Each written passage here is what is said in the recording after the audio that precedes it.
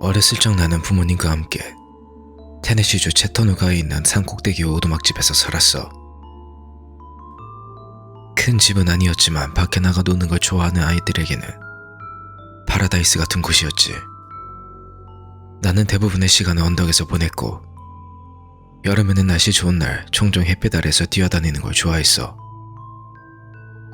산꼭대기는 작은 편이었기 때문에 이웃분들과는 모두 아는 사이였고, 그렇기 때문에 아침 일찍 집을 나가 어두운 저녁에 집에 돌아와도 부모님께서는 별 걱정을 하지 않으셨지. 당연히 내가 안전하다는 것을 아셨고, 나는 아름다운 자연 속에서 많은 시간을 보낼 수 있다는 것이 너무 행복했어. 11번째 생일 파티를 하고 일주일 뒤, 나의 어린 시절 모험은 갑자기 찾아왔어. 그날 아침으로 가족들과 시리얼을 먹고 있는 도중 아버지께서 서커스 공연단이 우리 마을에 방문한다는 거야. 밤새 계곡 아래에 있는 야구 경기장에서 텐트를 치고 오늘 그곳에서 하루를 보낸다고 하시더라고. 채터누가는 작은 마을이었지만 그 당시 야구 경기장 바깥쪽은 아쿠아리움과 야외 활동을 할 수 있는 공간이 꽤 있는 편이었어. 그래서 아버지께서는 내 생일 축하 기념으로 서커스 공연을 보러 가자고 하셨지. 나는 믿을 수 없을 정도로 행복했고 기쁜 마음에 평소보다 좀 더 길게 아버지를 꼭 안아드렸어. 주체할 수 없는 기쁨 속에 숲속 이곳저곳을 뛰어다녔던 것 같아. 생일 선물로 서커스 공연을 보러 간다니 우리 아빠 같은 사람을 만난 걸 정말 엄청난 행운으로 생각했지. 신나게 달리다 보니 어느새 목적지에 도착했고, 그곳에는 엄청나게 큰 파인트리가 있었는데 얼마나 큰지 계곡 아래에 있는 텐트를 가리고 있을 정도였어. 나는 그 텐트를 보려고 노력했는데 이상하게도 그 이후 그 나라에 대해서는 아무런 기억이 없어.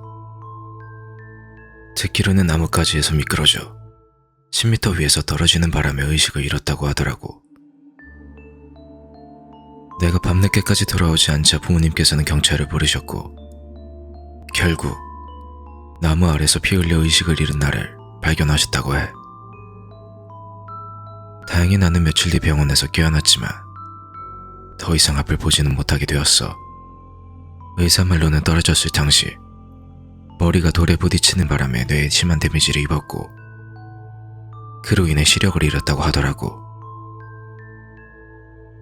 한때 푸른 나무들과 새파란 하늘로 가득 찼던 나의 세상이 이제는 온통 어둠으로 가득 차게 된 거야.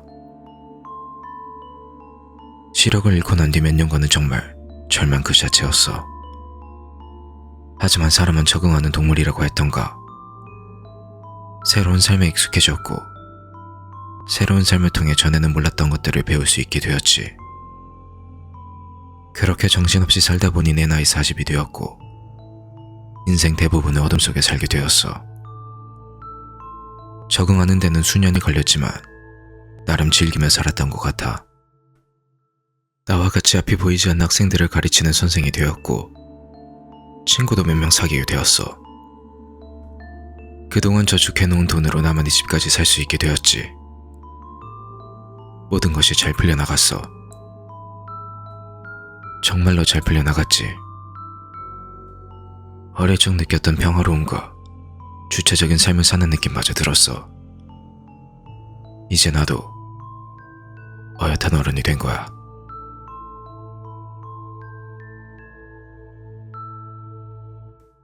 적어도 이번 주까지는 이렇게 생각했다. 하지만 모든 것은 이번 주 월요일부터 시작되었다. 그날따라 일진이 사나웠다. 반 아이들도 말썽을 피웠고 상사도 평소와 달랐고 날씨마저 좋지 못했다. 집에 돌아오자마자 안 좋은 일들을 뒤로하고 바로 침대로 가자 할 계획이었다. 하지만 거기서부터 모든 것이 시작되었다. 집에 돌아온 뒤 물 한 잔을 하고 지친 몸을 이끌고 침대로 기어갔다. 그런데 뭔가 평소와는 조금 다른 느낌이 들었다. 앞이 안 보이기 때문에 다른 감각기관들이 많이 발달했기 때문일까?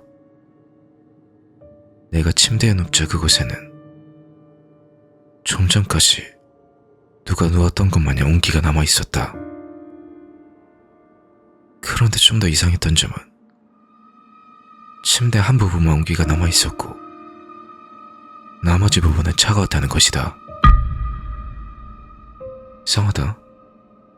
누가 내 방에 있었던 건가? 순간 입이 바짝 마르기 시작했고 그 자리에 그대로 조용히 몇 분간 더 누워 주위 소리에 집중했다. 하지만 아무런 소리는 들리지 않았고 오늘 일진이 사나워 내가 예민했던 거라 생각하고 잠들었다. 다음날 일을 마치고 집에 돌아와 TV를 시청하기 위해 소파에 앉았다. 앞이 안 보이는데 어떻게 TV를 시청하냐고. 장님들도 가끔 TV를 시청할 때가 있다. 대부분의 TV쇼들은 눈으로 시청하는 거지만 현대 기술이 발전하면서 장면들을 설명해주는 기능이 생겼기 때문이다. AI가 해당 장면들을 설명해주는 건데 익숙해지는 데는 좀 시간이 걸리긴 하지만 가만히 조용히 앉아있는 것보다는 훨씬 낫다. 사실 소파에 멍하니 앉아서 TV 소리를 듣고 있지는 않았다.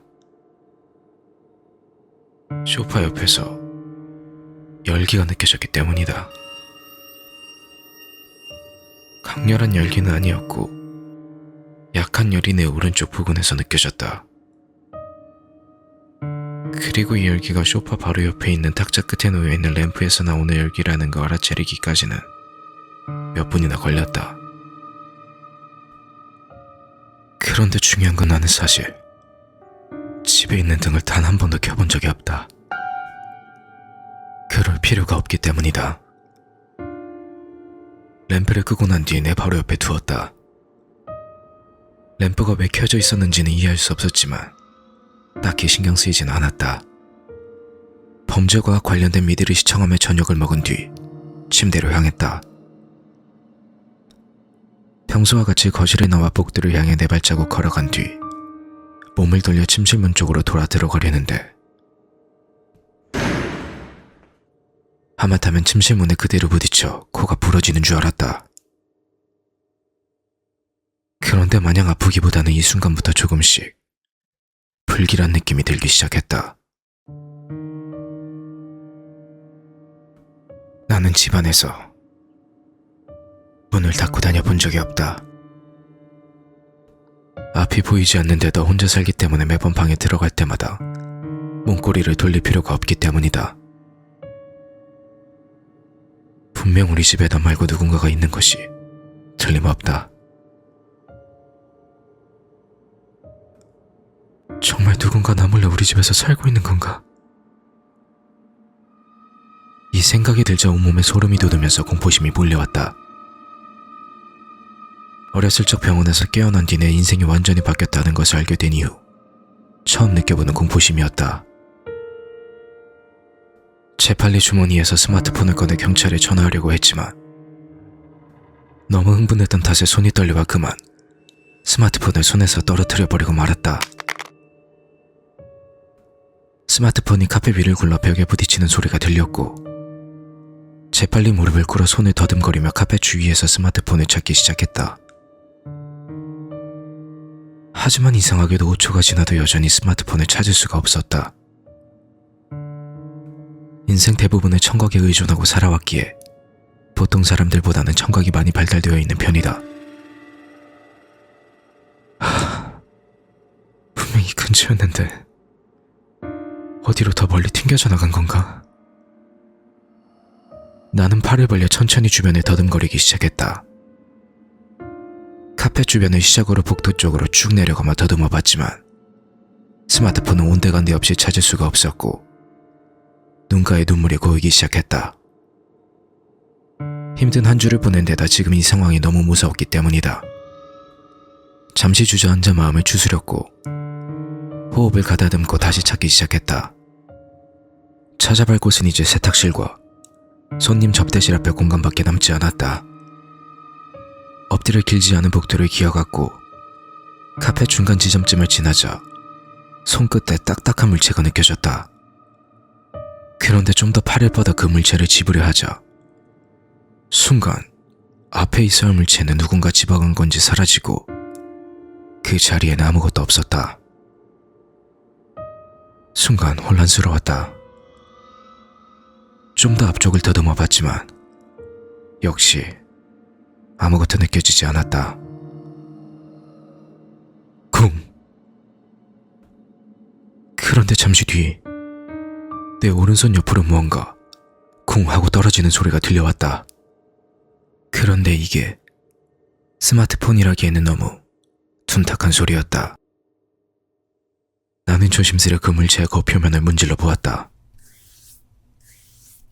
차갑고 마른 감촉이었는데 이게 마치 사람의 피부같이 느껴졌다.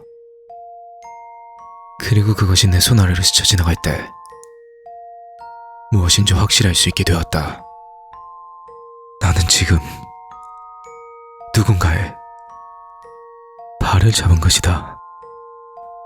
미친 듯이 고함을 질러댔고 뒤로 물러나 일어서려고 몸부림쳤지만 다리에 힘이 풀려 일어날 수가 없었다. 대신 그대로 바닥에 누워 누군가 다가오는 소리에 집중했다. 가슴 쪽으로 다리를 올려 소리가 나는 쪽으로 찰 준비를 하고 있었다. 너무 긴장한 탓에 얼마나 땅에 누워 있었는지는 모르겠지만 정말 오랜 시간이 지난 것 같았다. 뒷마당 쪽에서 나무가 바람에 흔들리는 소리와 에어컨 소리를 제외하면 아무런 소리도 들리지 않았다. 하지만 누군가 나를 쳐다보고 있는 시선을 느낄 수 있었고 게스트룸 입구 쪽에서 누군가 맨발로 내 스마트폰을 들고 서 있다는 것을 알 수 있었다. 순간 부스스한 머리에 찢어진 옷과 더러운 손에 정육점 칼을 들고 있는 사람의 모습이 머릿속에 그려졌다. 나는 천천히 침실문을 찾으러 벽을 다듬으며 뒤로 물러났다. 일단 침실의 위치를 알게 되면 탈출할 수 있는 계획도 세울 수 있기 때문이다. 침묵으로 인해 엄청난 긴장감이 맴돌았고 금방이라도 안 좋은 일이 벌어질 것만 같았다. 나를 향해 뛰어와 거대한 정육점 칼로 내 가슴과 목을 무자비하게 내려찍을 것만 같았다. 끔찍하게 살해당할 거라는 생각에 나의 숨소리는 거칠어졌다.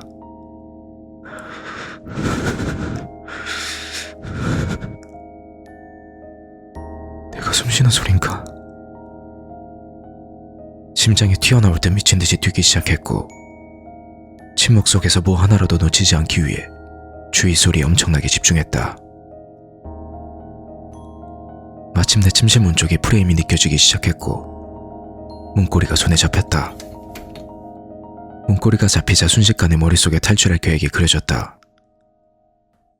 문고리를 돌려 문을 열어 4걸음을 걸은 뒤 왼쪽으로 돌아 다시 5걸음을 걸으면 그곳에는 바깥으로 나가는 문이 있다. 문을 열어 집을 나간 뒤 길가 한복판으로 뛰쳐나가 이웃이나 지나가고 있는 사람들이 도와주러 올 때까지 있는 힘껏 소리를 지르는 것이었다. 완벽해 보이는 계획이었다. 문고리가 손에 잡히는 게 느껴졌고 문고리를 돌리려 하는데 내 손밑에서 문고리가 스스로 돌아가는 것이 느껴졌다. 그리고는 문이 열렸고 내 앞쪽에서 불쾌한 냄새가 풍겨져 나왔다. 나는 재빨리 180도 돌아 4걸음을 걸은 뒤 왼쪽으로 돌아 다시 5걸음을 걸었다. 쿵! 그런데 거실 아일랜드에 부딪혔고 순간 패닉 상태에 빠졌다. 평소 걸을 때보다 달릴 때 복폭이 더 컸기 때문이었던 것 같다. 이전까지는 집에서 딱히 달릴 상황이 없었기 때문에 내 예상과는 다르게 흘러가는 지금 이 상황이 너무 당황스러웠다. 나는 키친 아일랜드에서 황급히 칼을 꺼내 마구잡이로 칼을 휘둘렀다. 그렇게 휘두르며 조금씩 대문 쪽으로 향하고 있었는데 가는 도중 누군가 손가락으로 내 이마를 살포시 미는 것이 느껴졌고 뒤이어 비웃는 소리가 들려왔다. 너무 무서웠지만 밖으로 나가야 했기에 휘두르는 것을 멈추지 않았고 계속해서 문 쪽으로 향했다. 점점 문에 가까워졌고 드디어 문고리를 찾았다. 하지만 열려있어야 할 문은 잠겨있었다. 이런 젠장. 중요한 한 가지를 까먹고 있었다. 문이 잠겨있는 건 큰 문제가 아니었다.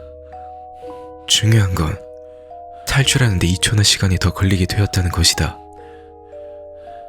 키친 아일랜드 쪽에서 누군가 칼을 꺼내는 소리를 듣기에는 충분히 긴 시간이었다. 나는 가까스로 문을 연 뒤 미친 듯이 집을 뛰쳐나와 소리를 질러댔다. 도와달라고 소리친 건지 아니면 그냥 소리를 지른 건지 기억은 잘 안 나지만 소리를 지르고 1분도 안 돼서 한 여성의 목소리가 들려왔다. 괜찮으시면 칼 좀 내려주시겠어요? 그래야 제가 도와드릴 수 있을 것 같아요. 여자의 목소리는 마치 방금 막 말보르 새겁을 핀 사람의 목소리같이 들렸다. 제가 도와드릴게요. 그녀는 나를 안심시키려는 듯 속삭였다. 이에 내가 칼을 내려놓자 그녀가 다가오는 소리가 들렸다. 그런데 여기서 중요한 것은 나는 거의 30년 가까이 맹인으로 살아왔다는 것이다. 소란스러운 방에서도 누가 뭘 하는지 소리만 듣고도 알 수 있다. 단화를 신었는지, 부츠를 신었는지, 샌들을 신었는지, 아니면 맨발인지 다 구분할 수가 있다. 그런데 지금 나에게 다가오고 있는 여성은 맨발이다. 다시금 미친 듯 소리치기 시작했고 모든 방향으로 마구잡이로 칼을 휘둘렀다. 그리고 뒤이어 그 여성이 내 집 방향으로 뛰어가는 소리가 들려왔다. 잠시 후 이웃집 한 분이 경찰을 불러주셨다. 그런데 경찰을 부른 이유가 내가 위험한 상황에 처해서 부른 것이 아니라 어떤 한 사이코가 바로 이웃집 앞 도로 한복판에서 소리 지르면서 사방으로 미친 듯이 칼을 휘두르고 있어서 불렀다는 것이었다. 어쨌든 경찰이 출동했기 때문에 그 이웃분에게는 고마운 마음이 컸다. 경찰은 내 집을 수색했고 결국 2명의 불법 거주자를 발견했다. 그들은 쭉 게스트룸에 살고 있었는데 만약 내가 게스트룸에 들어갈 일이 있었다면 그들과 마주쳤을 것이다. 경찰들 말로는 게스트룸에서 2주 정도 지낸 것 같다고 한다.